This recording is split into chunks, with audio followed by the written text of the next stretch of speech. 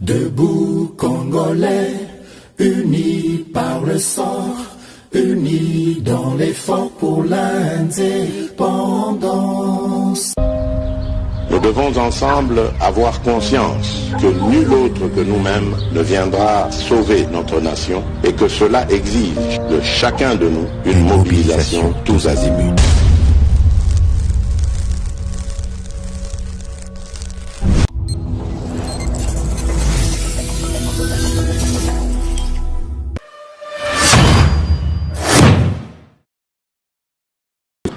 Oui, madame, j'ai comme télévision fidèles abonnés, chers internautes, et c'est mon ami Koyebabino, Ebele Nabolandi, émission Debout Congolais, du pays Nyon Sobozami, à travers République démocratique du Congo, comme d'habitude, Nabitan de Nabino, Samba, Olonga, Pesibino, bon début de semaine et bonne capacité d'écoute.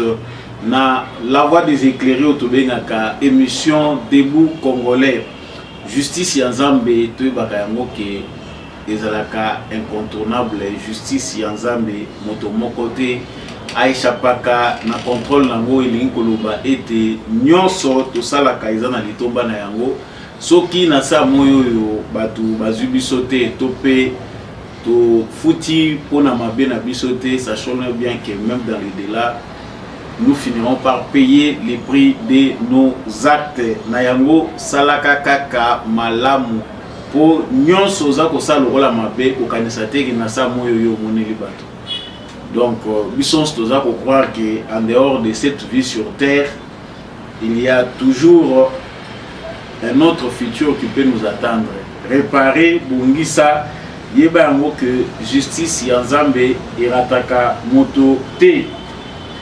Actualité na biso ezali dominé premièrement na réponse à Denis Mukwege na Félix Tshisekedi, en tout cas pour na docteur prix Nobel de la paix Denis Mukwege na makambo etali notion à genre, il est nullement question de sexualité comme l'ont prétendu certains esprits qui ne manquent pas d'occasion pour mentir. Awa toko yoka ndenge nini prix Nobel de la paix candidat président de la République Denis Mukwege a profiter na occasion azalaï ko s'adresser na jeunesse kinoise pour na kotalisa bango ete compréhension notion du genre où ezali kotambola na ba média ezali mauvaise intention ezali ndenge ya linga koloba te. Il ne s'agit pas de la sexualité mais ezali question moko ezali kotala makambo ya parité, ba droit ya ba femme, égalité, tout ça.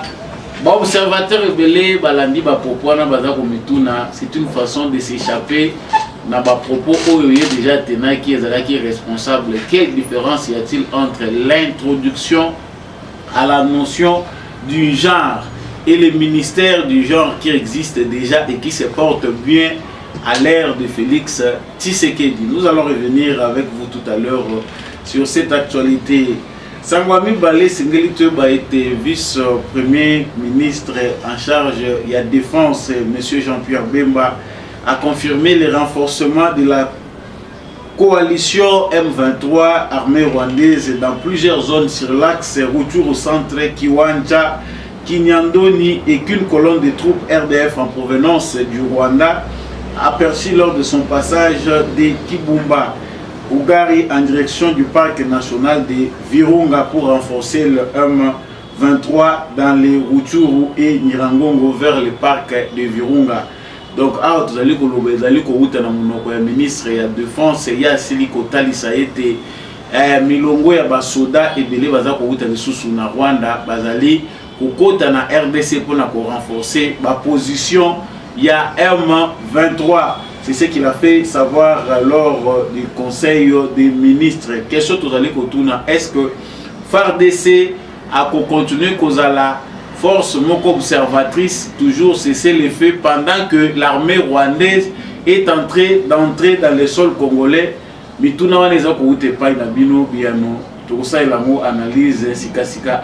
Pendant ce temps, hier c'était encore chaud entre les Wazalendo et les M23. Les M23 étaient surpris en pleine parade.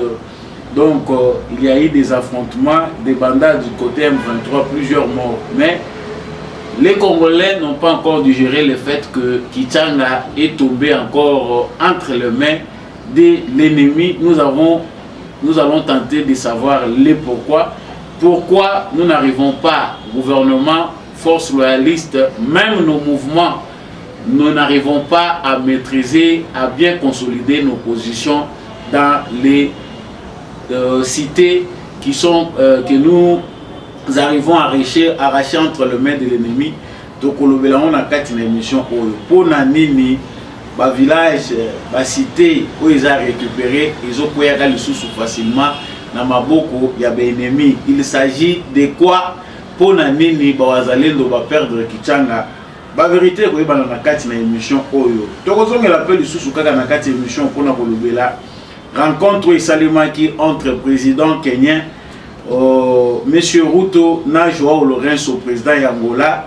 Au menu de leur échange, il s'agissait, il y a question à M23. Selon Bango, selon le président Joao Lorenzo d'Angola, nous avons bien progressé ensemble, mais nous avons stagné sur un point. Il faut que les cantonnements du M23 soient achevés. Les deux dirigeants ont déclaré que si la milice M23 rejoignait une garnison militaire, cela faciliterait l'instauration de la paix dans la partie orientale de la RDC.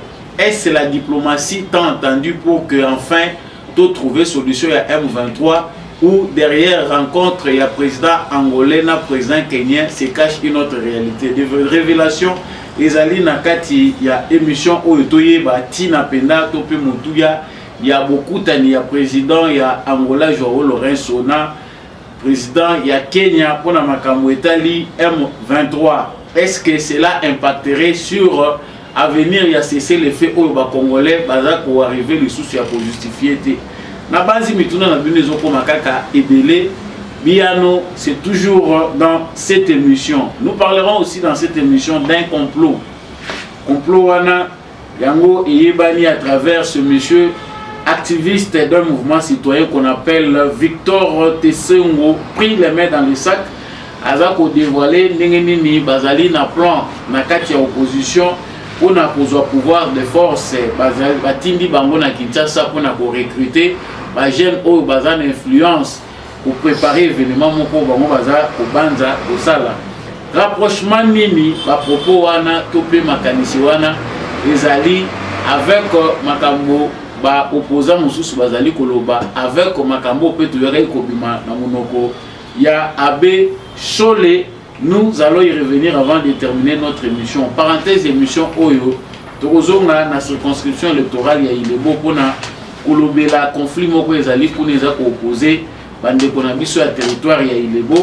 Oyo ezali présenté d'une certaine manière par la sénatrice Victorine Luese qui pense que le tribalisme est en train de gangréner, en tout cas na institution provinciale topé na administration territoriale ndé na koyi kolobela yango tokolanda e awa toyeba pe vérité bombami et pas iwapi. Est-ce qu'il y a tribalisme na administration territoriale ya Ilebo?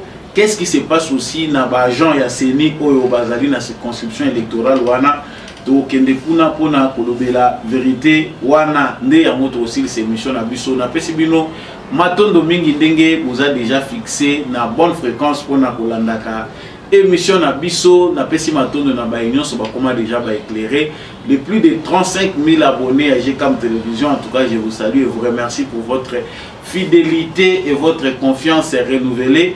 Continuez à partager cette émission, continuez à liker, partagez surtout avec le voisin. Il faut GCAM Télévision et comment éclairer mon kilimobimba topé ba congolais nyonso à travers Bino, ce qui peut se peler côté à commentaire. En tout cas, il faut ça là yango.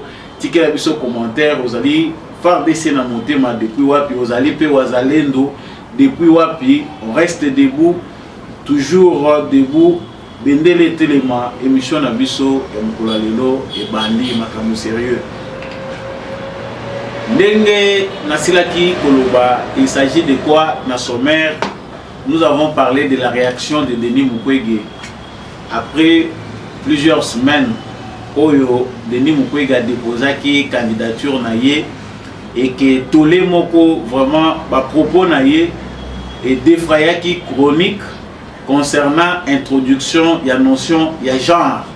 Le docteur Denis Mukwege ne s'était pas encore prononcé personnellement pour nous expliquer aux Congolais introduction à la notion à genre où il y a l'Obaki dans le contexte. Mais nous avons vu des réactions même sur notre plateau concernant notion à genre où il y a évoqué. Je vous laisse d'abord suivre ses propres propos concernant notion à genre Simandé Tozongi.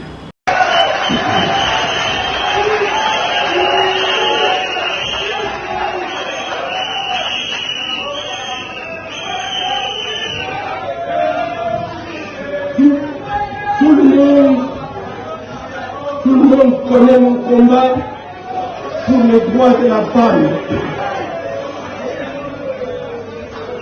Et c'est pour moi le combat essentiel dans notre société où la femme est souvent reléguée à la dernière place dans l'attribution des responsabilités dans la gestion de la société. À formation égale et à responsabilité égale, hommes et femmes doivent prétendre au même traitement et à une égalité salariale et une considération similaire. C'est ça notre enseignement d'Islam.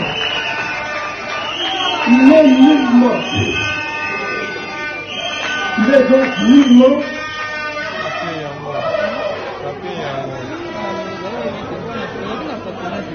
il n'est nullement question de sexualité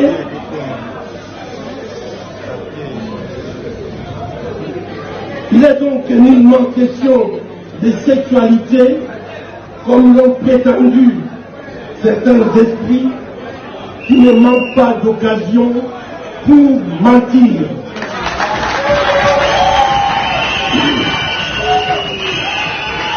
Et à nous de nous poser la question, est-ce d'une mauvaise source peut jaillir de l'eau potable? La réponse est non.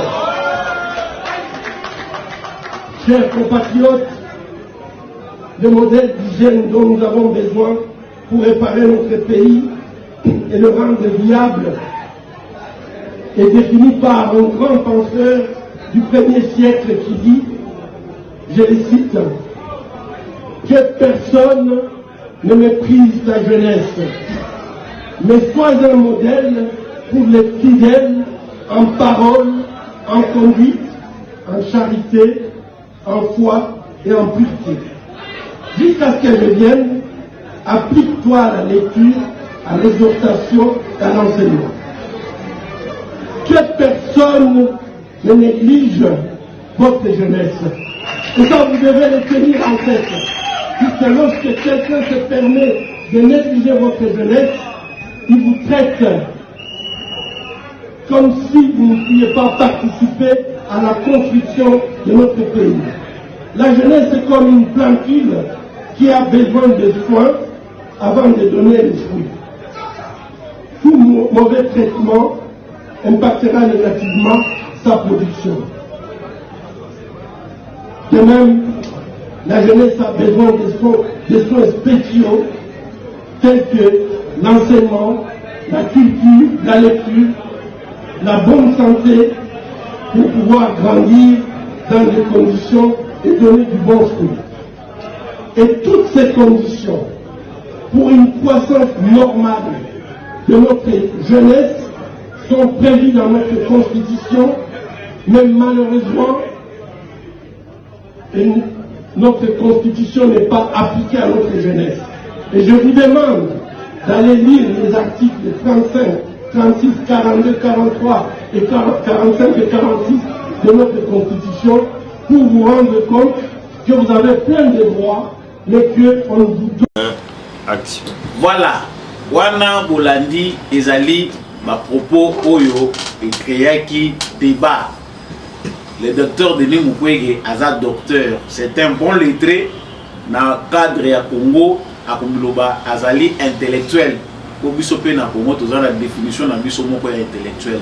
En tout cas, il est sûr de ces mots lorsqu'il est en train de dire son discours à lobby clairement qu'il faut aussi introduire la notion du genre on ne sait pas si notre docteur s'était perdu dans son allocution ou bien azaki na maîtrise ya bamo na été pour parler de l'introduction na notion ya genre. Bato oyo bazali éveillé lokola biso nyonso toyebi ce que signifie la notion du genre. À l'ère d'aujourd'hui, na époque oyo tozali na ba nation oyo bazali ko utiliser concept ya genre, notion ya genre na modernité nango toyebi ke suka nango ezali kosala ete ba papa bakoma ba mama bakoma ba papa bana biso batangisa bango qu'il faut respecter les homosexuels, on peut être de sexe masculin, féminin et puis changer, devenir homme ou devenir femme si vous en avez envie. Si vous vous sentez femme alors que vous êtes homme, c'est possible qu'on vous accepte, qu'on vous opère. Toyebi ke soit qui ba propos bolandi à docteur Denis Mukwege et là ça qui est pour guetter. Mais pourquoi avoir pris beaucoup de temps comme ça pour réagir?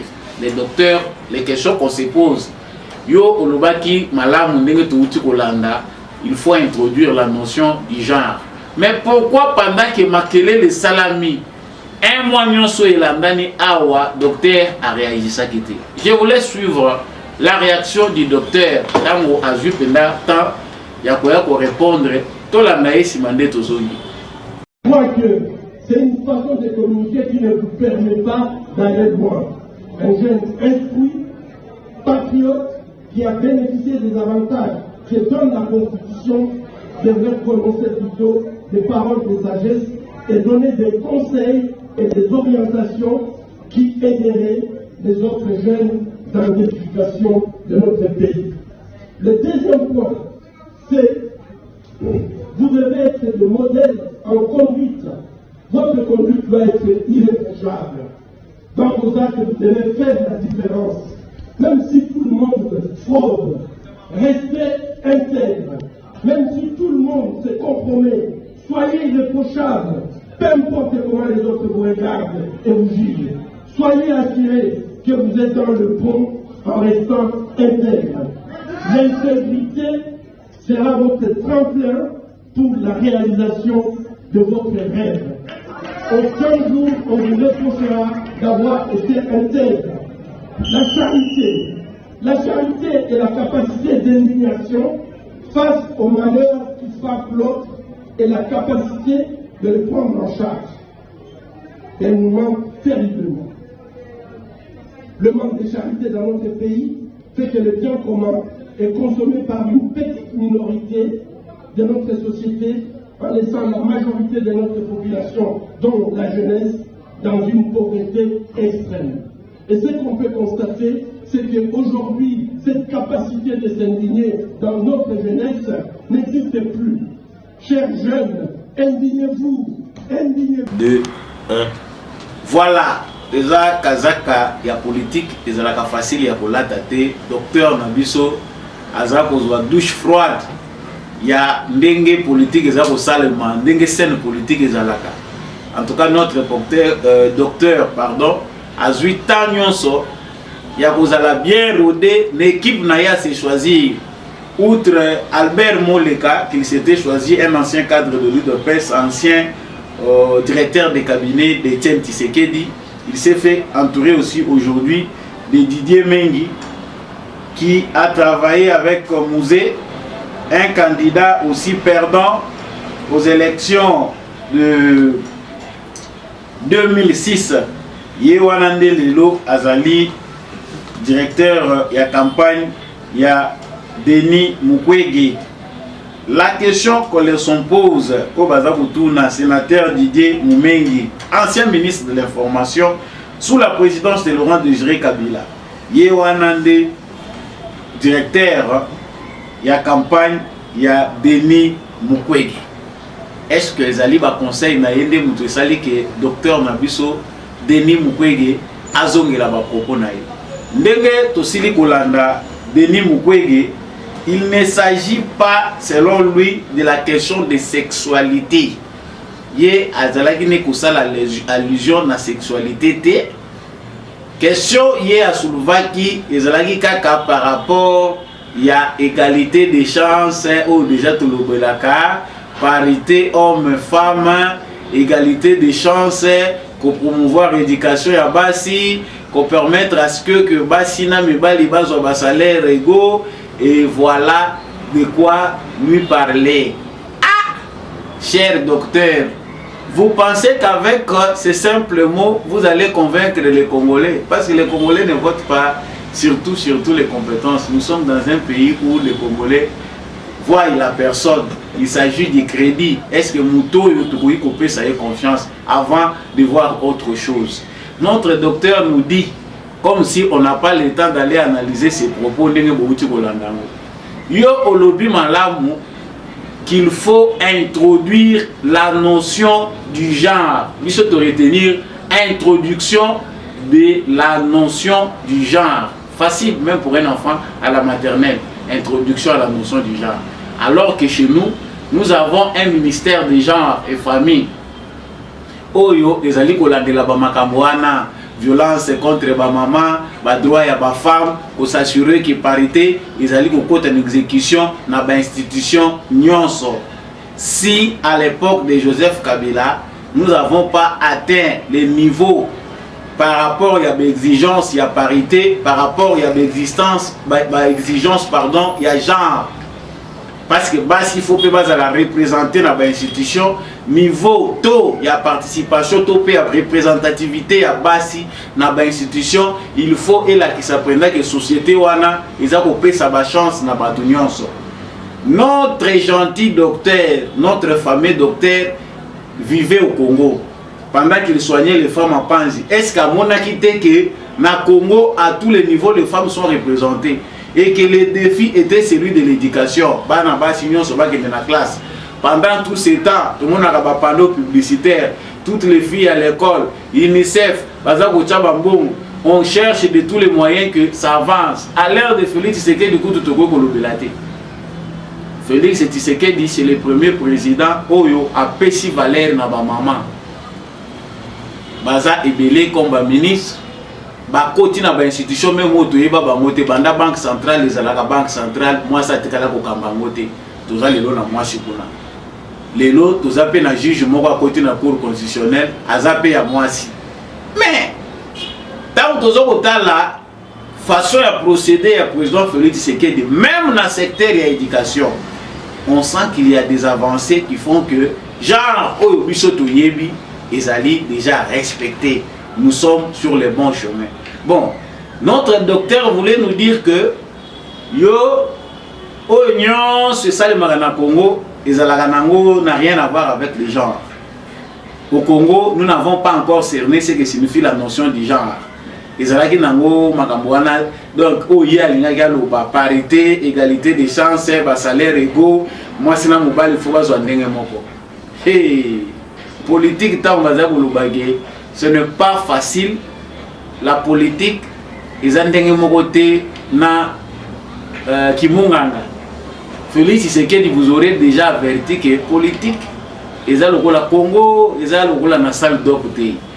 Congo, ils ont les ils ont besoin de opérer encore. Awa, ils ont on comprend ici clairement que notre docteur n'avait pas la maîtrise de ses propos.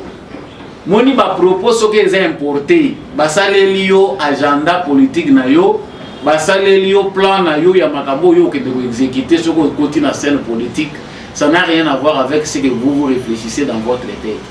Ces gens ici, oyo bazali ko plébiscité Denis Mukwege, en tout cas qui fait la fierté parce que biso toza na respect à ba maman na biso, ba maman oyo bazwa chance que docteur Denis Mukwege na canal na ye a réparé bango a sali que en tout cas lelo ba renouer na espoir na saluer bino place tozali nous n'avons rien à voir avec ce que vous avez vécu. Il est une bénédiction pour vous. Ici nous parlons politique. Docteur Denis Mukwege azali cotisé par bateau baza ko financer ba guerre na est ya Congo. Bateau baza responsable na niveau international. Il y a des ordres ezali na est ya République démocratique du Congo bazali ba ami ya Denis Mukwege. Bango pede mutu bazali parmi ba grand financier na ye ya hôpital ya Panzi. hôpital wana so totali malamu par rapport ya ba moyens ekotaka kuna. En tout cas il faut ezala na infrastructure moko ya kosakana te. Il faut vraiment infrastructure nango ezala adapté na ba hôpitaux modernes pour mbongo ya kapenda. Mais ceux tozo yoka ba nungu ya mosolo ndenge ba futelaka bato kuna ndenge atretaka bato na vie oye moko amenaka. On sent que notre prix Nobel de la paix est une fabrication occidentale qui n'a rien à voir avec les intérêts des Congolais. Si vous avez sur le lobby makambo boy, au tiki 3 semaines, 4 semaines, tout ça kende 1 mois. Tout 1 mois on peut essayer koki. Au réagir na yote pour likamba boyza eza facilité ba lobby notion introduction notion du genre. Awa bisto libo yo kamote. Au niveau pendant que na mboko bato bazo pesa priorité na lipa priorité na kwanga yo yela bango notion ya genre. Oyo papa maman papa demoiselle maman esuki papa on ne sait pas comment situer ça toza kotala ndenge mukila ngo eza ko baluka yo yeli biso priorité muso lobi introduction ya notion ya genre. C'est comme si rien n'existait avant. Parce que yo nde ozana souci ya ko introduire yango. Les docteurs ne doivent pas nous mentir. Au sa bisoté, ce qui se fait en secret aussi to yebi yango. Ezana bat mususu bazana kanda tango bazo réagir, bazana tango tala ta puderité. Soki yo ozana mibali na yo, o baza ko financer ozana na politique. Pendant que tu as ta femme, tu as des gens qui te financent qui veulent que ozala mwasi na bango. Et yo po lungo me notion wana na Congo. Biso peto appliquer na Congo que papa maman. Non. Nandenge to vivaka na Congo, vous êtes libre dans votre chambre de faire tout ce que vous faites. Beaucoup de ça dans ma chambre na bino parce que ça la Congo déjà. Il y a des gens qui sont en politique ou bien dans la vie à la cité qui le font. Mais est-ce que faut-il que biso peut institutionnaliser homosexualité tout comme ça un débat parmi ba débat na ba priorité na biso pour docteur na biso azala satisfait. En tout cas réplique il y a docteur Denis Mukwege et sa réponse satisfaisante. Cette notion, cette introduction à la notion du genre va lui coller à la peau pendant toute la campagne électorale. Aye Balkazar représente candidat à BAPD. Et même ce PD là, je ne pense pas qu'ils seront d'accord avec lui sur certains points. Ils ont locaux et Kolongwa Kate. Jusqu'à ce que Kabila Longwa na pouvoir, les Congolais savent qu'il était rwandais. Et c'était une vérité. Ces actions même démontraient que Kabila réellement n'était pas congolais. Pour acte ya posa qui est même pour celui qui disait qu'il était son propre père, les rois Batumsu baza côté de Mabazo s'opposer. La libération est dit qu'à peine. Non, l'assassin de Mouzé, comme si c'était le juge Bamoni Moutoubazan n'a pas preuve, il y a un dingue dit qu'à peine d'Abomagi Mouzé. Edi Kapen n'a pas bénéficié d'un jugement équitable et l'eau au mot est salématé. Mais Tata, Kolo Tata, Aza au sommet du pouvoir, c'était bel et bien lui, le magistrat suprême. Il n'a pas osé, Atika Naye dossier, wana tiazo quitté le pouvoir. Les solo wana beta ngote. Okei, Namboka ya musée, bana bazotanga na mabele. Il a fallu que ce que d'ailleurs dans 145 territoires pour pas que nous ça l'école. Donc, c'est évident. Les propos des Congolais que Joseph Kabila c'était un Rwandais, Aza vraiment y a bisoté Rwandais, Tanzanien, tout ce qu'on peut dire là, parce que le président va démontrer en nous. Denis Mukwege qui a commis l'erreur selon plusieurs observateurs, il y a la candidat président de la République, motivé par des Occidentaux, par des étrangers. Alors vraiment n'est-ce pas c'était parce que oyo ezali sujet à monene bato na minute oyo baza koyeba le société ko se soucier koyeba c'est quoi le programme de Denis Mukwege les clichés étiquette na minute et là dit Denis Mukwege eza notion du genre hein moto yo azoya ko memela biso les représentants de tous les homos c'est papa bato musupe bazana ba penser wana libéral bazana ngo. Mais il faut pas le contexte de Namboka Motozali. Est-ce que vous voyez la bataille Sachez à Pamba. Bataille LGBT dans une manifestation, ça a dégénéré. Qui a accepté ça? Je crois que la la campagne il faut aussi introduire la notion à genre. La grande ligne est dans le Congo, il y a une notion à genre. Encore une sortie ratée pour notre docteur qui ne sait pas comment s'adapter dans la scène politique. Entrée Ezalaki raté. sorti sous médiatique et ça le sous qu'on convaincre était encore raté moussous. Il fallait qu'il y ait une bonne définition à genre. Moi je ne m'attendais pas que vous saviez par rapport à autre il y avait déjà le ministère à genre. Introduction. Il faut tout bakisa quelque chose dans ma caboueta les gens. Ah, on aurait compris. Mais introduit. Je vous laisse conclure vous appelez belé, vous yebipé kota la makamongo n'engezolike. Awa toye na sango ya mibale eza ba sango epesa kanda. Ba sango epesa kanda vous yebike ngai nazala katakata.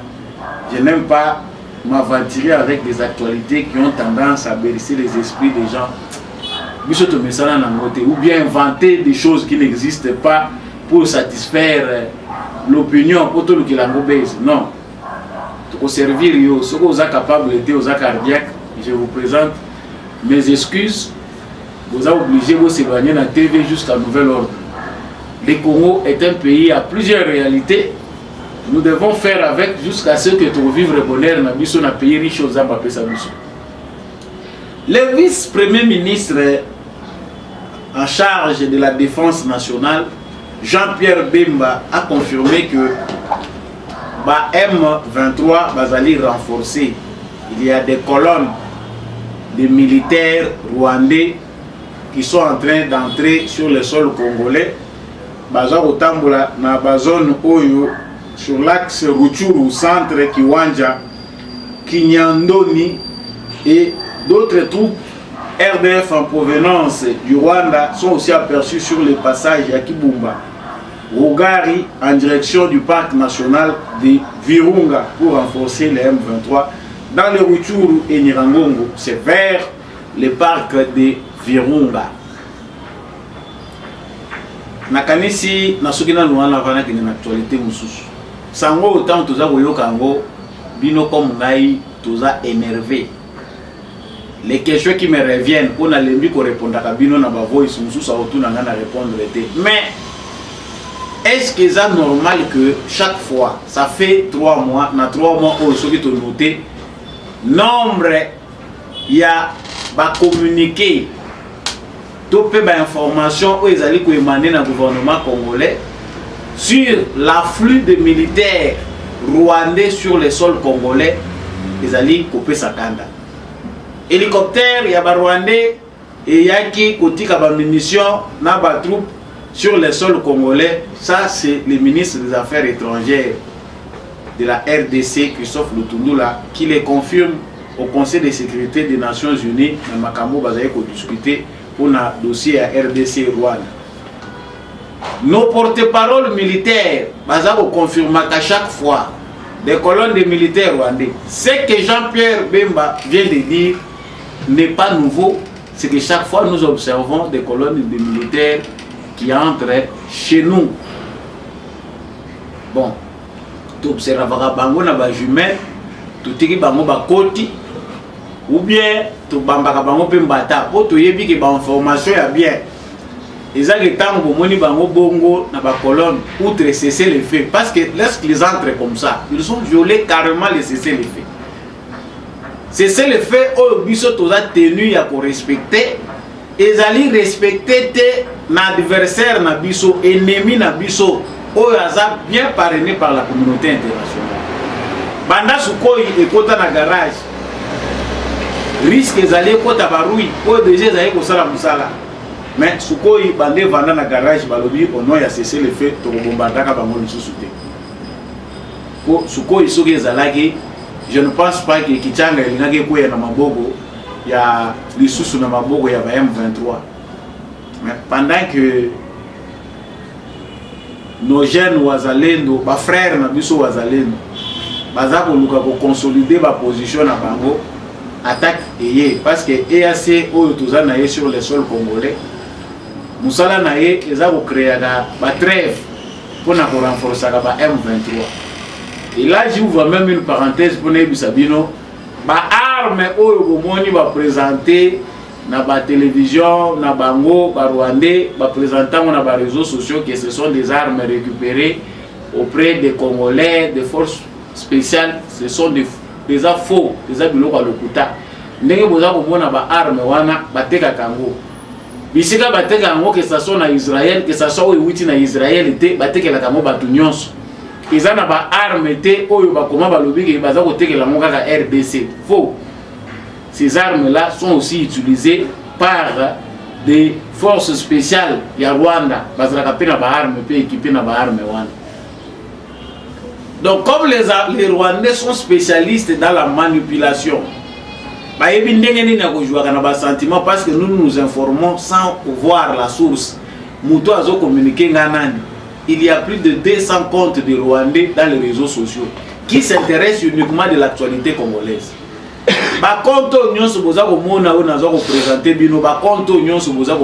Ce sont des comptes de Rwandais qui parlent de l'actualité congolaise comme si c'était, ils parlaient de leur pays. Sans compter aussi des journalistes congolais corrompus ou des kabylistes qui sont d'accord que le Congo tombe entre les mains de l'ennemi pour bango bazala satisfait que Tshisekedi ne gère pas bien le pays et ça la argument na bango et qu'on servir bango baya pour convaincre le peuple congolais. Donc cette parenthèse là je la referme. Ba vidéo ba image belé bozui pendant tout ce temps mukuluana eza yangote. Outa samedi, ce sont des images montées dans le laboratoire ya Rwandais où baza payé dans le service de renseignement à Kigali pour embrouiller les Congolais en termes d'information. Je retourne ici dans le vice-premier ministre Jean-Pierre Bemba. Papa Bemba, les Congolais avaient salué votre nomination dans le ministère de la Défense. L'armée n'a de la même manière que ça aux réforme profonde, tout le monde est en illustration d'un président qui a transformé yango. C'est vrai qu'ils ont des informations, monsieur, ils ont énervé le peuple congolais. Ils ont réservé pour la consommation diplomatique à l'externe. Ils ont le peuple congolais pour nous risquons de nous réveiller un matin et vous avez moyen de gérer les frontières où ils allaient au Kaboula, parce que ils allaient prévisibles. La montée de la colère du peuple congolais, en échange, nous recevons seulement des communiqués. Rwandais, les frontières au Kaboula, est-ce qu'il n'y a pas des études? Parce que les Rwandais entrent au Congo comme chez eux. Pendant toutes ces années à Joseph Kabila, ils n'ont fait qu'étudier les deux Kivu parce qu'ils ont appelé na bango. Parce que la bango na classe, ils ont appelé na bango ya bakoko na bango, awa ba colline wana nyonso za ya bango. Ceux qui sont mulenge balobi ke kuneze pa na bango ba oyo kuna bazana na nini na minembwe balobi za appelé na bango terre ancestrale. Donc l'armée rwandaise s'est préparée pendant toutes les années où Joseph Kabila zaki na pouvoir. Ils ont toute la carte de Kivu. Pendant que notre armée est asphyxiée, muselée, armée n'a laissée à l'abandon par Joseph Kabila. L'armée rwandaise était spécialiste dans la connaissance. Il y a Kivu Mobimba, voire même province orientale. Est il y a RDC en étude. Tout le Congo Mobimba en général, ils ont la matière. Il y a étude dans le Rwanda. Ce qui leur a facilité l'infiltration. Ceux qui est des alliés infiltrés. Bon, ouest, tout le monde. Baza ko kota na ndenge baza ko yati na ouest ba s'installer ba koti na ba faire, c'est parce que on leur avait fait les lits ou ba mo ba ko sala nyonso bali. Mais na stade yo to komi, faut-il qu'on puisse observer éternellement cesser les faits pendant que bato bazo kufa? Bazongi na kitanga bazongi ko boma bato. Baza ota la cible atale longia o ya ko se l'infiltrer ba bomi.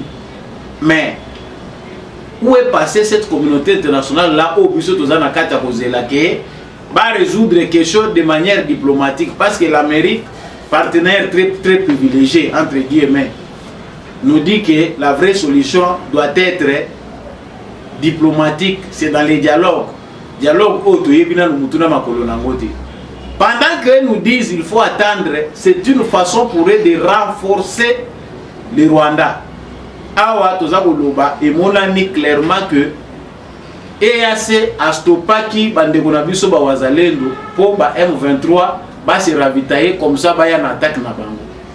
Aujourd'hui, la conséquence c'est que mon pepo bazalendo batambola kinango, force nyonso bakenda kinango, distraction ekoti. Non, et à ça le bito telema, bango pe ba telemi et à ça limite to attaquer pendant tout ce temps-là, bazali ko renforcer bango en armes et en troupes. La conséquence, tous les moyens pour consolider la position na biso, ba botoli lisusu ki tanga oyo ezalaki déjà na maboko na biso na ba patriote. Notre armée a une réaction moins rapide. Mais Kisanga depuis longtemps va récupérer Kiango. Pendant tous ces 3 jours-là, 3 journées, est-ce qu'il n'y avait-il pas moyen de reprendre le contrôle? Ou bien tu vas complice na Bawazalendo? Non, non, c'est absurde dans le moment où tu as koloba. Makelele ya communauté internationale où ils sont complices, tous les sous-natans pour respecter Kayangoti. Donc le vice-premier ministre Jean-Pierre Bemba nous donne une telle information. Badrono tous a utiliser na force tous a utiliser na Uganda pour na détruire ba ADF. Il faut payer total sango na Mupanzi à M23. Parce que Kagame a déjà démontré à la face du monde entier que Akoyo Kanaeba discours au biso tous a coupé ça été. Et Félix Tshisekedi dit nous ce qu'on comprend parce qu'il faut analyser madame Douza Oyeba. L'hésitation, pourquoi devons-nous hésiter? Soit bana batu bayebi ke baza ko bunda bitumba une fois pour toutes. Toyebi déjà que non, nous nous préparons à la guerre. Toyebi déjà que tozo bunda bitumba awa moral les amoko nous sommes en guerre tozo kende guerre. Et non toza koloba langage moko na droite langage musu na gauche. Non attendons, nous demandons à la communauté internationale démoralisation ya batroupe. La communauté internationale toza ko benga communauté internationale association ya ba malfaiteurs batondi kune belé. Plusieurs pays qui sont au sein de la communauté internationale, Congo et vache à lait na bango.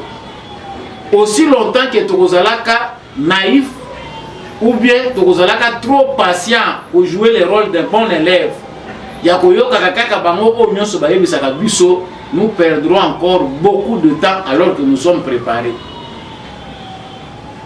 L'armée, les militaires, les balimbaka tangu bango baza show wana bayebi ke toye na moral ya bitumba bayoki kuna obokata na obovanda, ça démoralise les troupes.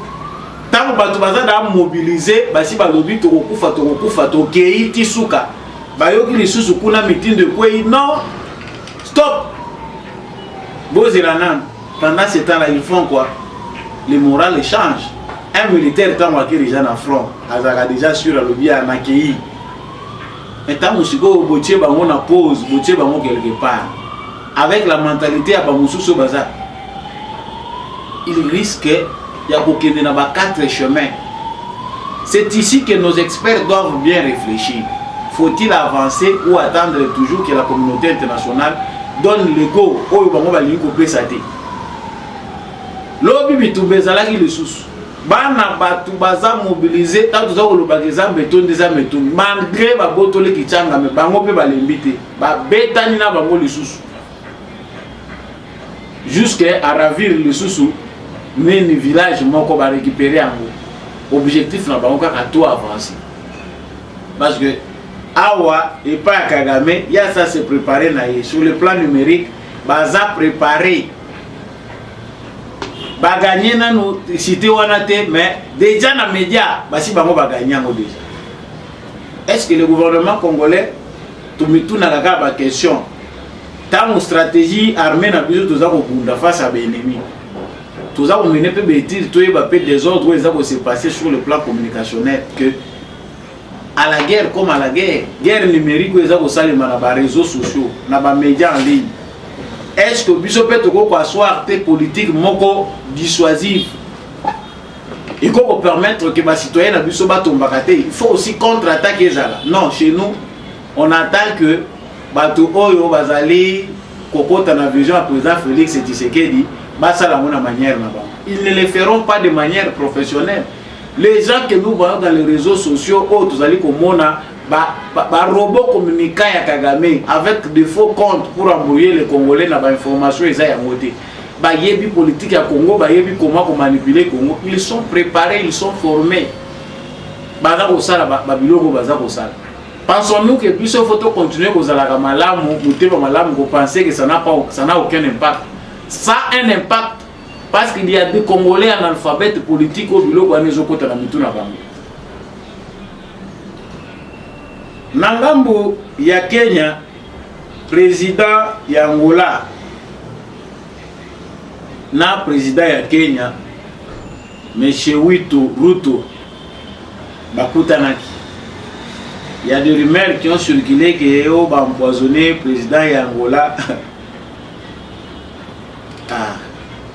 Nous sommes dans les réseaux sociaux, tout peut se dire. Président angolais, ce qui a une compréhension de la guerre où menée en Afrique centrale, il y a des présidents au Baro aux engloutis par Batouti parce qu'ils ne comprennent pas. Donc avant d'abord d'ouvrir point Oyo pour la Makambo Italie rencontre le président kenyan angolais concernant la question de M23. Il faut que en Afrique centrale, il y a une guerre aujourd'hui Oyo et comico lata race et comico lata ba ethnie ba morphologie abat. Et ça pour lata mais ça existait comme ça. Depuis entrée à Afdel na Congo, accession à pouvoir il y a Kagame, les Museveni et autres.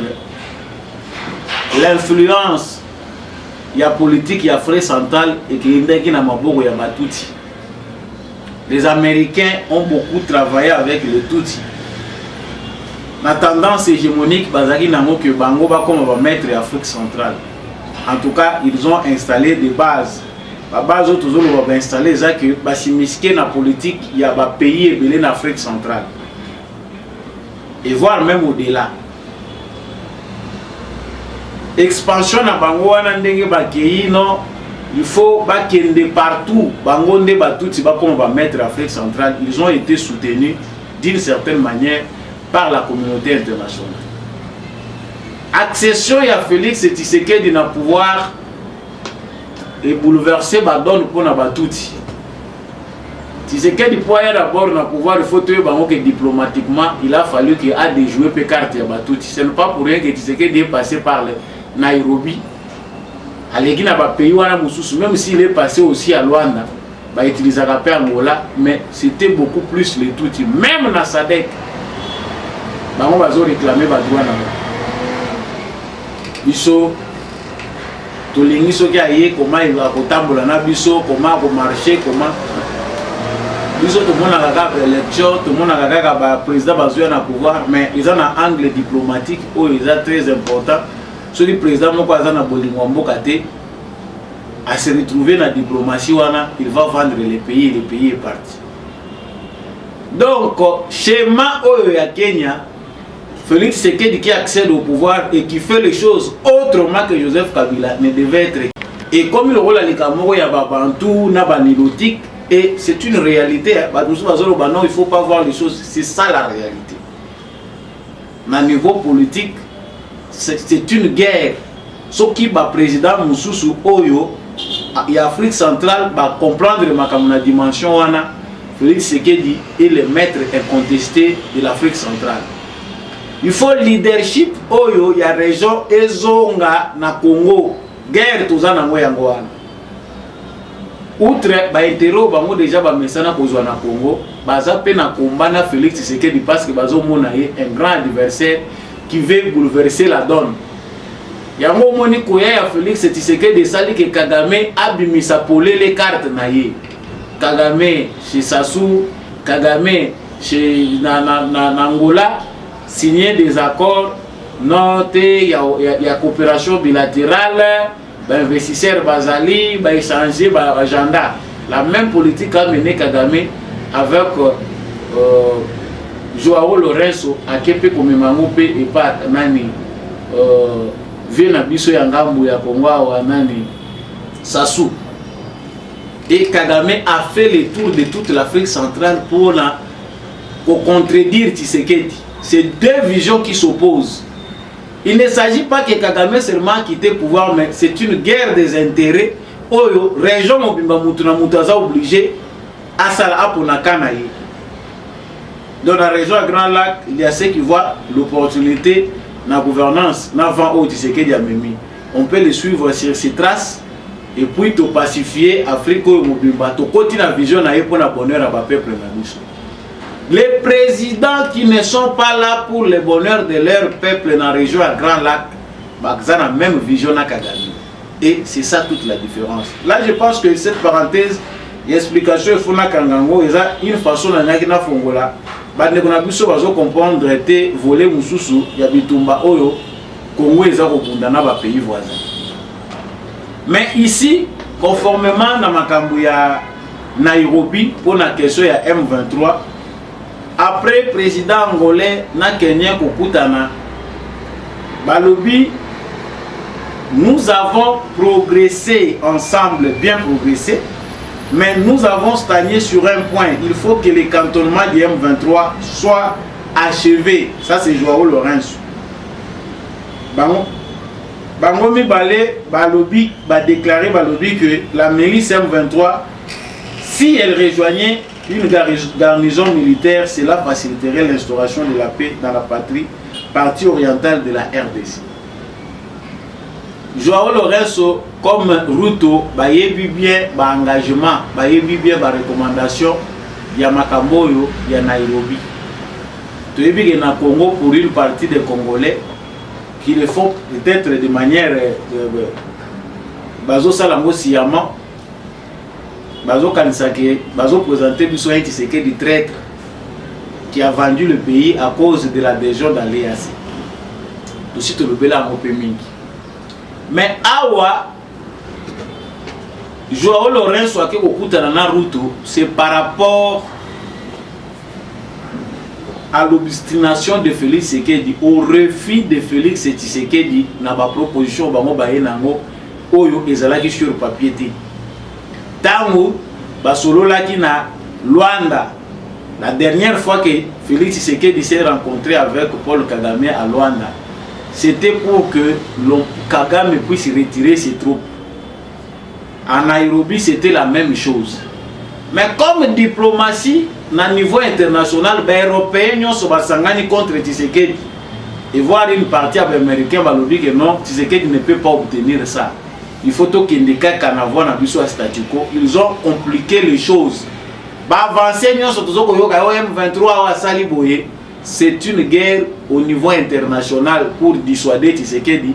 Andi Malisolo, la seule voie de sortie, il y a des minéraux, il y a des wolo, il y a des coltan, c'est le Rwanda et l'Ouganda. Pour l'intérêt des multinationales qui s'approchent à ce que les choses restent comme ça, il faut politique ou anaba garder. Tshisekedi pas le niet. Je respecte vos intérêts. Soki bolingi boye Kinshasa. Mais ce que c'est que pour que la Kangana tique la bino madusu bozo la Kango na Ouganda to na Rwanda, je ne suis pas d'accord. Mais résurgence ya M23 yangoana. Pour nous, la compréhension n'est pas facile. Toza ko luka makambo ebele pamba. Les seuls langages, il y a coopération gagnant-gagnant 50-50 suffit pour créer et envenimer la situation. Donc, awa toza ko loba Joao Lorenzo est un porteur de message oyo américain balobi bakende koyoka na bango Naruto. La question de M23 qui devait être résolue depuis longtemps a été freinée par l'administration Biden parce que les démocrates américains, ce sont des sanguinaires, s'il faut les appeler comme ça. Bato comme ici Kagame petit monstre, ce sont les démocrates américains. Cette question qui devait être résolue 5 ans Félix Tshisekedi Asali, l'Amérique pouvait mettre fin à cette situation sans qu'elle ait dégénéré tout comme on a point autocomi, sans que Bitumbe Salema entre RDC et Rwanda. Mais le rôle de mafieux, c'est l'administration américaine, c'est la politique américaine. Pepe Biden a ça limbi na ye. Azane panté na maboko ya bato yo, batie wana bayebi ki aza ko répondre na makambo na bango. Nous devons nous trouver dans une situation comme celle-ci. Tant que Félix Tshisekedi azoboya dialogue à lobby, il n'y a pas de dialogue avec les M23. Nako dialoguer té na bato oyo baza manipuler. Il y a même des Congolais qui s'opposent à cette logique. Non, dans chaque solution, la diplomatie, pointer, il faut toujours trouver un cadre pour dialoguer. Il y a des Congolais ici qui sont assimilés à la politique de Kagame, qui sont rwandais en esprit, qui sont contre les pays, qui proposaient que Tshisekedi, tout ça, au même schéma au Kabila Sala. Ces gens-là que vous voyez à la télé qui disent que Tshisekedi démontré pour la Moussa M23 déjà balonga qui ont diplomatiquement. C'est question de négociation. C'est le cœur patriotique de Mouteza Koboma Tshisekedi pour ça la lolenge morona Kabila té. En 2013, le Congo, Kabila a vaincu le M23. C'était comment? Ils ont conclu encore des accords. Pour l'année,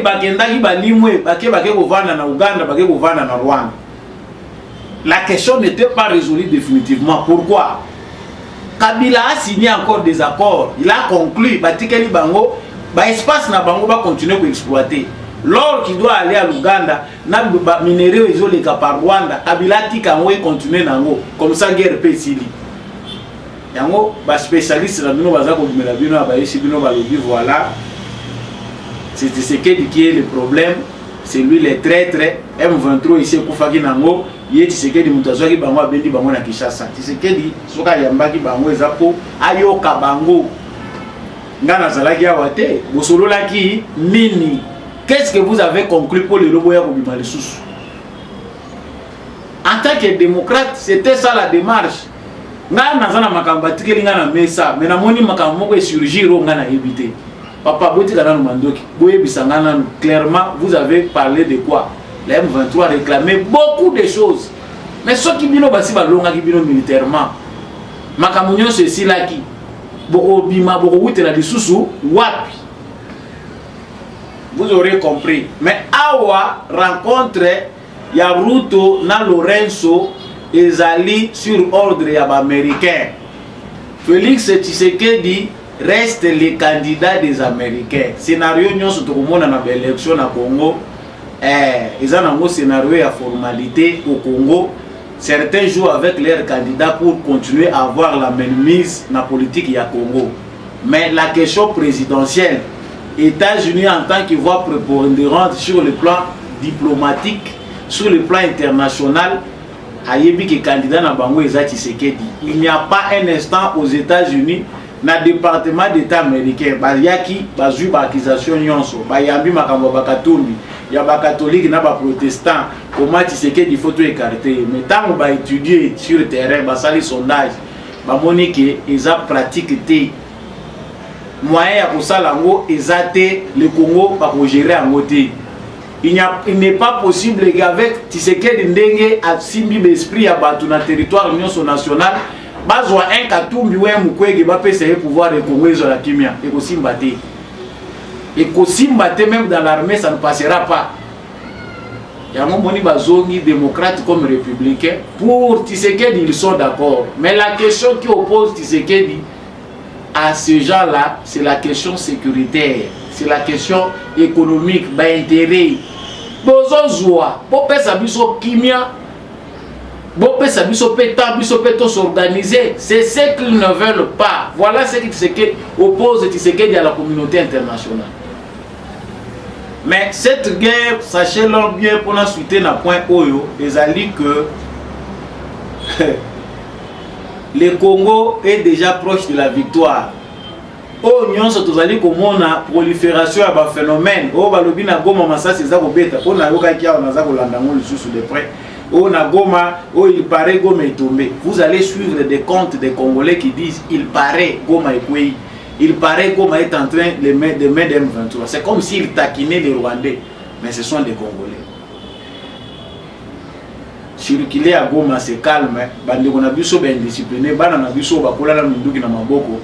Baza pe na ba désordre ya bango bako kuta na pe bango na bango à la place ba privilégier ba intérêt ya peuple congolais babandi ko betana na bango et sali bana na biso bakoli na guerre ils n'ont rien appris seul big na kayo ba pesa ki bango eza munduki nous devons les comprendre mais il n'y a rien là de dangereux où ils ont menacé Goma c'est ba si chomi balé ya ba mouvement rebelle où peut baza déjà acquis au changement ne va s'affronter entre bango na bango. ils sont maîtrisés selon les communiqués de l'armée. Donc pour chuter, par rapport à ces points, Kenya, Angola, Ndenge, Bakutani, Kuna, les choses sur le plan diplomatique ne vont pas toujours à la faveur de Paul Kagame. Souci est commis primordial pour les Américains, c'est-à-dire que va trouver voie moko, il y a compromis sur le plan diplomatique pour M23 Abima. Nous, Congolais, nous pouvons nous assurer que le commandant suprême de FARDC, Félix Tshisekedi, n'acceptera aucun dialogue. Il n'y aura pas de négociation pour que nous prenions encore des Rwandais, tout ça dans l'armée, tout ça dans la police et ailleurs. Ça, nous en avons l'assurance. Et ici, ma surprise est Kozala. Ma surprise est Kozala. Le M23 va risquer de disparaître comme il est venu. Ils vont risquer, mais M23 et qu'on se dissoudre Yaki. À nous, la responsabilité serait de savoir bien protéger nos frontières. Victor Tessongo, activiste des mouvements citoyens, a dévoilé le plan aux opposants congolais, certains opposants, ont pouvoir en force. Ils ont recruté des jeunes, des jeunes influents, ils ont contact de nous.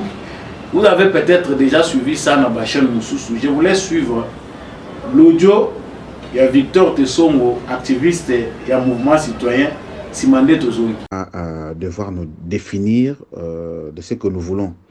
Par rapport au financement, déjà, il n'y a pas de souci pour ça. Il n'y a pas de souci. Les différents partenaires sont prêts à pouvoir apporter tout ce qu'il faut pour nous, pour que nous puissions matérialiser ces plans.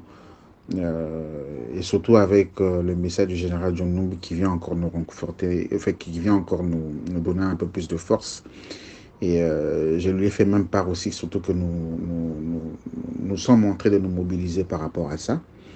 Et donc moi, je te conseillerais de revoir la liste, de chercher des activistes qui sont vraiment contre la gouvernance actuelle de Tshisekedi. J'ai vu que tu m'as envoyé le nom de Ben José. Ben José est un peu plus proche au pouvoir actuel. Tu m'as donné le nom de Jean-Paul Mwalaba. Il est aussi proche du pouvoir actuellement aussi. C'est vrai que ce sont des personnes crédibles, oui, mais après ils sont proches du pouvoir et on craint que tout soit capoté. C'est pas une bonne chose. J'ai vu le nom de Freddy Marcel. Bon, Freddy, il est un peu proche au niveau de la commission de justice et paix, bon voilà, avec la CINCO, oui. Mais on va réfléchir un peu plus sur lui. Mais moi, je veux des profils un peu plus qui ne peuvent pas nous trahir, qui seront efficaces. Et même s'il y a eu des arrestations, même s'il y aura des arrestations, même s'ils vont essayer un peu de bouger, mais on va essayer un peu plus de résister et voir comment est-ce que garantir chacun de nous ce qu'il faut afin qu'il soit mieux outillé. Donc les téléphones sont là, il faut multiplier de stratégies sur le plan de réseaux sociaux avec un message très fort, un message radical vis-à-vis de la gouvernance de Tshisekedi, parce que la réalité, elle est là. La réalité est là, Tshisekedi a complètement échoué et que le peuple veut un changement. Et donc, il faut vraiment carburer. Il faut vraiment carburer et voir comment est-ce que nous allons arriver. Et l'armée pourra maintenant prendre le relais. Parce que j'ai essayé un peu d'échanger avec quelques officiers. J'ai échangé avec quelques officiers pour voir comment est-ce qu'on pouvait matérialiser avec eux un appui de leur côté. Tu te rappelles ce qu'on a eu à faire à l'époque en 2016 avec le G7, avec les différentes manifestations. Il fallait le cocktail Molotov, il fallait beaucoup de choses. Et on va voir comment est-ce qu'on va mettre ces lampistes en place.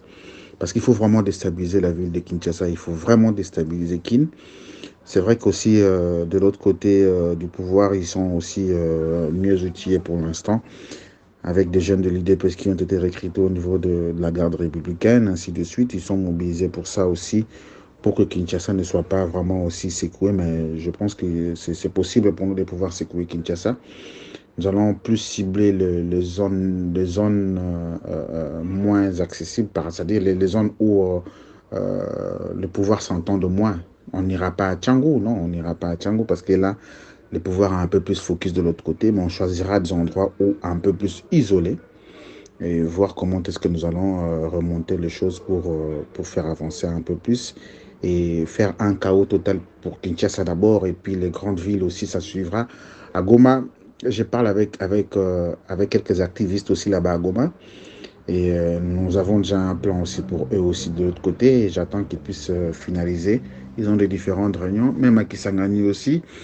Nous entendons de l'autre côté et au Bas-Congo, au niveau de Matadi. Je parlais avec quelques activistes aussi de l'autre côté qui sont aussi prêts à pouvoir le faire. Donc, ce qui est bon pour nous, ce qu'on doit matérialiser, on doit déjà mettre en place déjà un plan d'action déjà. Je veux un plan d'action qui vient d'abord de nous en tant qu'activistes.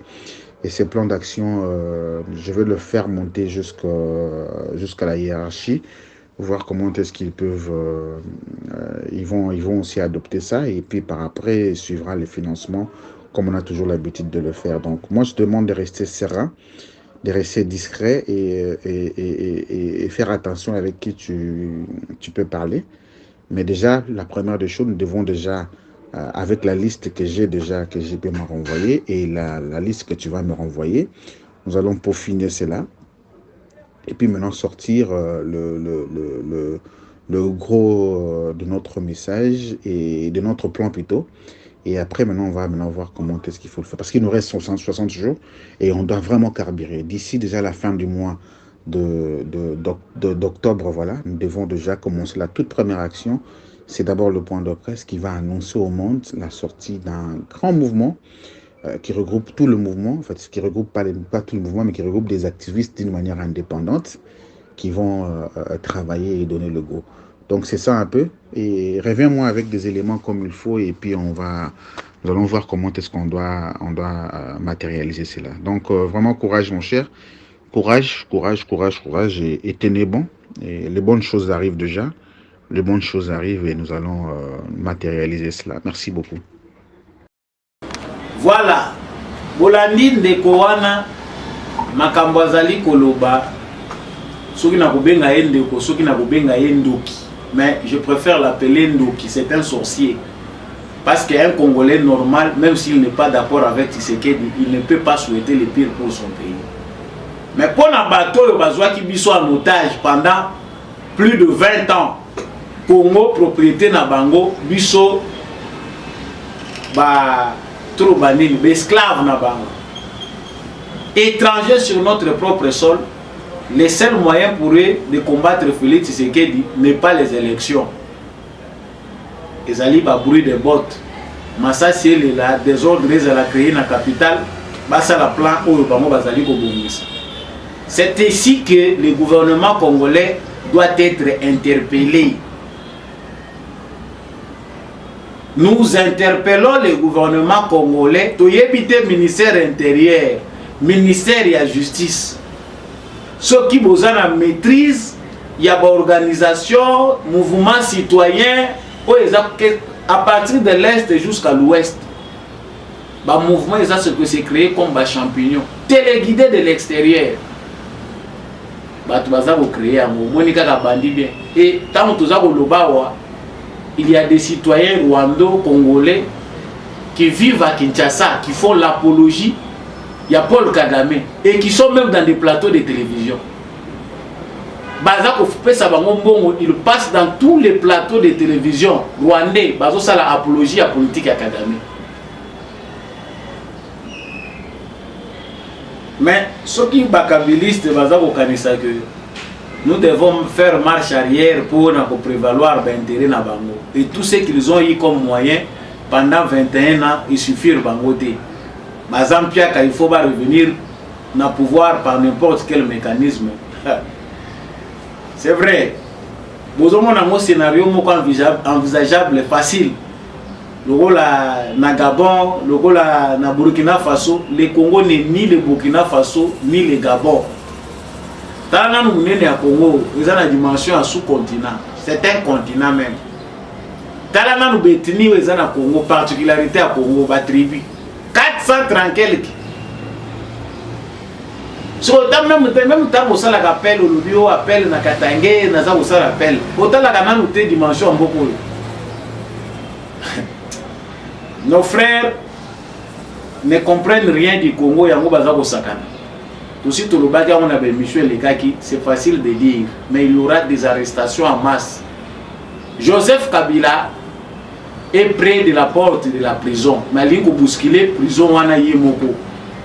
Bateau bazako créer schéma modèle au baye bayango que ce sont eux qui vont transformer Tshisekedi en dictateur. Parce qu'en tant que garant de la nation, commandant suprême des forces armées, biso tozo la réforme ya minene et que bino boye bo pesi Tshisekedi beki na mouvement moko ezanga mutuna makolo. Ça va rater. Mais oh non, c'est pour ça les mains. Oh, c'est la dictature, ce n'est plus la démocratie. Parce que beaucoup renforcer Tshisekedi Makasi. Tshisekedi est respectueux de la démocratie. Voilà pourquoi certains jusqu'aujourd'hui, baza ko s'enorgueillir na liberté yo, ba mesana na ngote. Mais ne les poussez pas à travers vos actes parce que ça deviendra très dangereux. Élection et qu'on risquait ya ko salema na 2025. Pendant ce temps-là, vous préférez Tokangamuno. Vous-même, vous savez la suite. Et ce n'est pas ce que nous souhaitons. Mais, à Béchole, les catholiques, si la CENI amène les choses, la CENI ne comprend pas la pertinence de notre insistance pour renforcer la confiance de la population. Si la CENI minimise la perception de son travail dans l'opinion, on peut aller aux élections, à moins qu'il y ait vraiment des correctifs assez significatifs au niveau de l'observation. On peut aller aux élections, mais je crains que en se maintenant dans cette position-là, la CENI fasse l'élit d'un environnement fertile pour une révolution qui n'attendra qu'un leader courageux, parce que le terrain c'est... Voilà, scénario Oyo, ils ont même été dans le bateau catholique. Bateau catholique, nous avons le fidélité. Chers fidèles, nous avons pardon chaque fois. Nous avons le bateau catholique, mais les dirigeants catholiques, Oyo, mon élection à Congo, ils ont copé na bango, politique à Congo, ils ont copé na bango, ils ont bango bon. Chole azako le babolandie malam. Scénario Oyo azako envisagé. Pour na bango, na mitu na bango. Les bonnes élections, ça veut dire que Félix Tshisekedi doit perdre. Ce qui n'est pas possible, mais Bango Yangonde va envisager. Si il y a élection, même ceux qui vont proclamer Tshisekedi président, ils ne seront pas calmes. Pour la Bango élection, vous allez l'équipe bien. S'il n'y a pas aussi élection, ils ne seront pas toujours en pays. Non, c'est donner la voix à un candidat, il suffirait qu'un homme fort. Aha! Bazan a plan à Bango. Si bakendaki koloba na États-Unis que bazana besoin ya mutu mususu Tshisekedi n'est pas prompt à diriger mboka oyo bango ba mesana na bakop na bango. Nous aurons tout compris. Pour ceux qui comprennent, c'est de l'actualité aussi to lobamba la nambala. Ah samolo nga boza kolobela yango te ozomona teke bazana plan na sima to lobaka ngo chaque jour. Des fois to bimaka lokwa bato maboma po bato bazomona rien. Mais déjà to lobaki yango ki bazana plan ya mabe. Nasukisi awa na réaction à sénatrice Victorine Luese concernant tribalisme na circonscription électorale à Ilebo na territoire à Ilebo. Na préféré na pesa bino na vidéo na ye si mandé tozoni pour na commentaire. Motion de la collègue Luese Victorine, merci.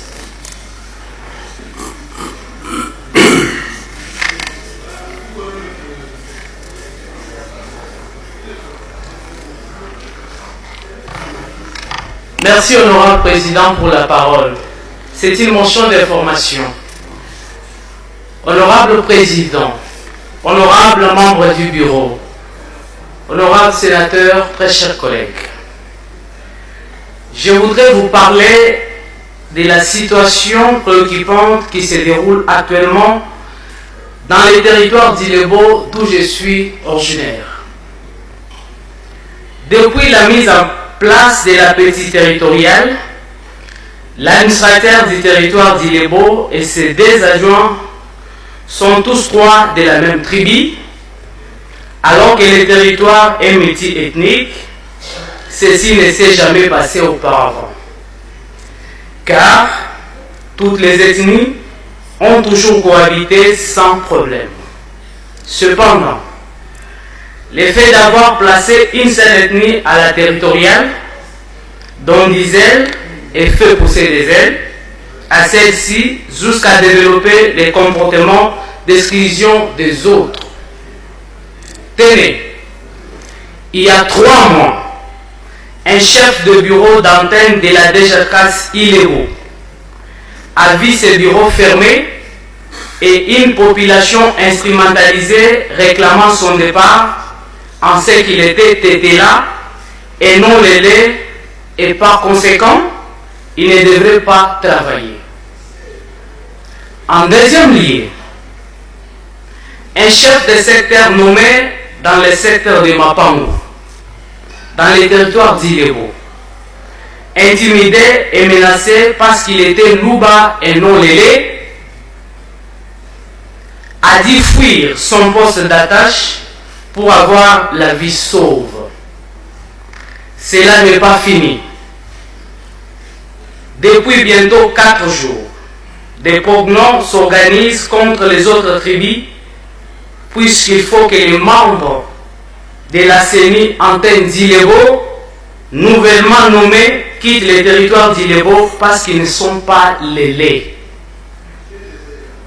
Et pourtant, ceux qui ont été nommés à la CENI antenne d'Ilebo, non seulement qu'ils habitent d'Ilebo, sont tous originaires d'Ilebo et originaires de la province du Kasaï. Jusqu'à quand allons-nous tolérer que ces antivaleurs comme le tribalisme prennent le dessus sur les valeurs républicaines? Honorable Président, où va la République?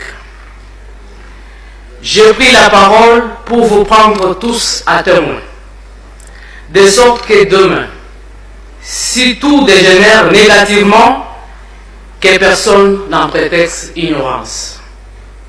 Tel est, honorable Président, la quintessence de ma motion d'information et je vous remercie.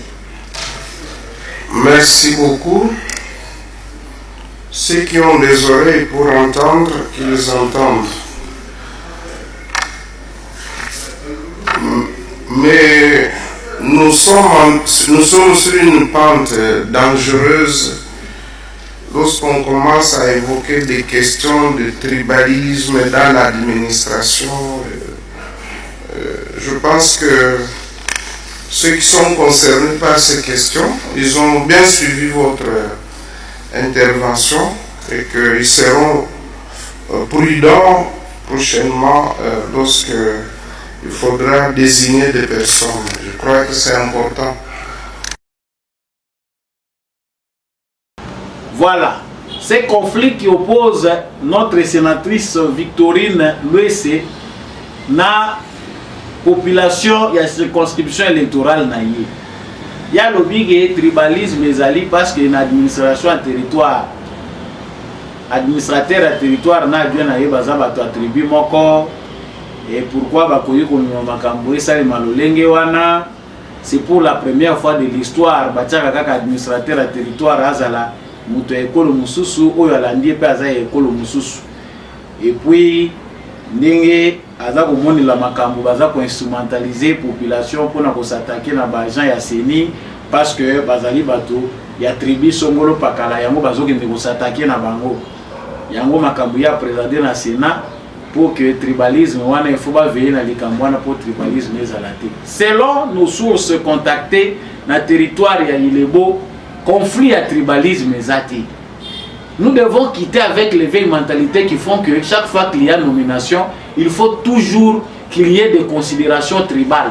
Les Tchokwi, les Lélé et les autres tribus, les Louba, Nabatunsuso, Bazali, dans le territoire Ilebo. Bazalaka na conflité. Ceux qui m'ont vu poste lobby, et ça passe, il n'y a aucun problème. Mais comme les gens qui ont travaillé avec Kabila, qui sont en difficulté pour que les ressources convaincre, dans la circonscription électorale, il faut inventer un scénario. Sénatrice, trois personnes qui n'étaient pas de sa tribu, Pessier, voir. Bandeko Misatu, Maître Hubert, Kinda, Pongo, Bango, nyonso ba député provinciaux, bazalaki ya tribu na yete, bapesa ki ye ba voix na bango pour akoma sénatrice aza ko représenter kuna territoire ya ile circonscription électorale ya ile.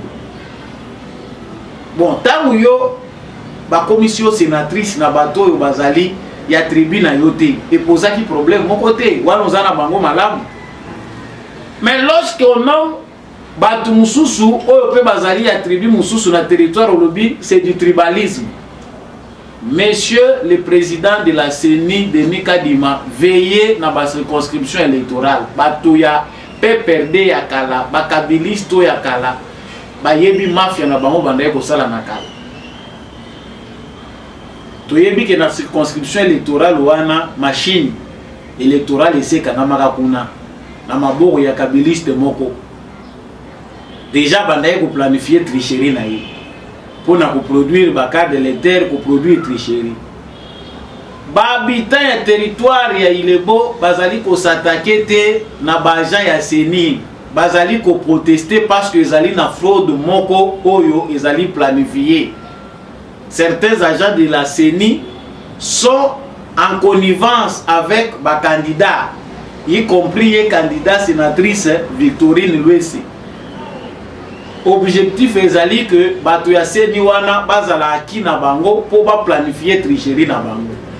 Lorsque l'information est commise na babita o balingi changement, balingi lisuko yo kateke bato moko kaka moko wana bazoya kozoki la bango, ils se sont révoltés pour demander la démission ya bajan CENI wana baza en connivence na ba politiciens pour que circonscription électorale ya Ilebo et continue toujours aux na ba même personne.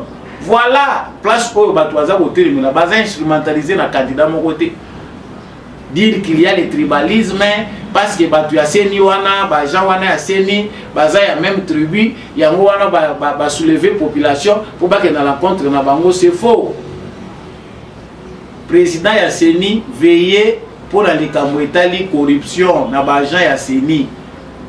Prenez toutes les dispositions possibles aner bola de la bango. Pour la proximité à certains agents de la CENI à la base, na ba candidat, oyo bazali ba candidat, na ba député, na députation provinciale topé nationale. Ba magui ebele zali kuna ezana batoyo, ba miyebi bango mokoke na voie normale, ils ne seront jamais votés. Ils doivent soit inventer un conflit entre les différentes tribus oyo bazana circonscription électorale wana. Pour justifier des ordres wana, soit ngai na leki, soit na leki ta les désordres bimi kuna. Pour ceux qui peuvent comprendre, bayebi ko comprendre, président ya CENI, surtout ba conseiller ya président ya CENI, ba affinité ça trop. Il y a des candidats qui comptent sur les conseillers à président ya CENI de Likadima. Des autres ezali na circonscription électorale ya Ilebo, ils na ba agent oyoyo bayebi. Ba politiciens bayebi ke bazali na ba cousin na bango bazana ba neve na bango bazali na cabinet ya Denis Kadima ngana ko bima nga député ata nyonso salami na ko bima député. Nous avons dit donc pour clore ce point là et singeli toyeba que na circonscription électorale ya Ilebo na territoire ya Ilebo question ya tribalisme ezati bato azo vivre kuna baza en pleine harmonie.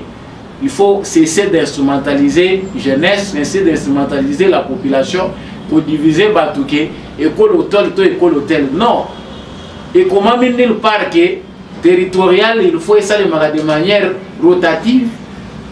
Et puis, Bachaka, ceux qui kaka, chef à territoire, à Zamuta tribu, Oya landé na sima, il faut à la paix kaka muta tribu moussous. Ceux qui, ba compétence na moment où on est monani qu'il faut Bachaka Batouana. Il faut pas que ne koluka kaka pour basalamine. Vous vivez déjà ensemble. Bana tribu Oyo na Oyo, Bazali ko balan. Les songs qui sont venus du Kasaï oriental se sont aussi retrouvés dans la circonscription électorale. Les Tchokwe sont là, les Luba sont là.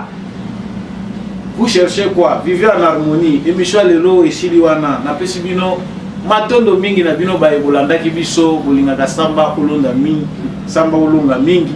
En tout cas, na ebi que bato belé déception ezali mingi, kolele ezali mingi, pona nini cessez le fait samba olonga. Écrivez, posez des questions, mais ba message peut ce que les gars na zanga moya kotanga. Mituna eza malamu pona ya nolaka même émission soki na zui tenter ya boya nolabino de manière privée na téléphone nanga parce que ça surchargé vraiment. Merci mingi na bino nyonso oyo kotuna ki mituna pe bozu biano peut-être na émission oyo. Soki aussi plaît ki na émission oyo, likez, partagez, soki ozana nous abonner te. Il faut s'abonner pour comme moko ya ba membre ya plateau des éclairés, tout pe moko ya ba éclairé ya République démocratique du Congo. Matondo mingi nande combien à chaque fois zaki na sima caméra pour kwete émission oyo. Et comme la bino matondo pe mingi na ba sponsor bato balingaka émission oyo mingi apôtre Gérard Kabea oyo azali vraiment mutali boso asimbi émission de Debout Congolais pour être et comme la bino bande de Tchango pour continuer aussi mbaye malamu. Merci mingi na l'élu d'Ilebo circonscription électorale à Ilebo papa Freddy Ngwama yepe aussi mbaye malamu candidat député na bino yewana na Tony Botondi na l'homme de la vérité des urnes Jean-Louis Timba Langa. Merci beaucoup à mon vieux Maurice Kikandala depuis l'Irlande. Naïbi que cadre mené na UDPS Azakuna les abateaux devait espérer qu'avec deuxième mandat Félix Tshisekedi il y aura de bonnes choses parce que Baradiko Bazabien va pour incarner vision traditionnelle. Merci aussi à monsieur le maire adjoint Boniface Mpuna depuis France.